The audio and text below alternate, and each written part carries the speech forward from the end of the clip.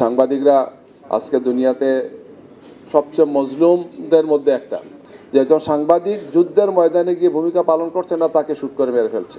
তিনি পুরুষ না মহিলা সেটা দেখছে না, তার অবস্থানটাও খুবই স্পষ্ট, তাকে চিনতে কেউ না চেনার কোনো কারণ নাই। বাংলাদেশ এটা হয়েছে, এই যে আন্দোলনের সময় যে যারা শহীদ হয়েছেন ভেস্ট পরা অবস্থায় গুলি করে মেরেছে।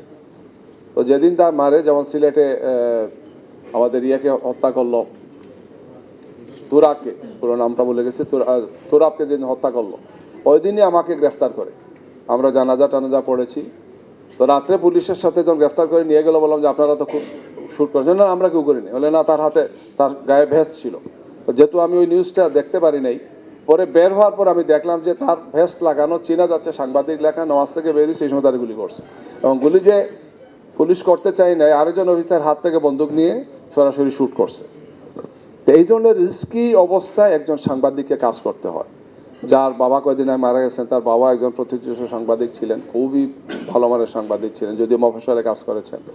তো এই ধরনের রিস্ক নিয়ে আপনাদেরকে কাজ করতে হয়, যেখানে রাজনৈতিক দল হিসাবে আমাদের উচিত হচ্ছে আপনাদের পাশে দাঁড়ানো, আপনাদের ব্যথা বেদনায় শরিক হওয়া। আমরা আপনাদের পাশে আছি, পাশে থাকবো ইনশাল্লাহ।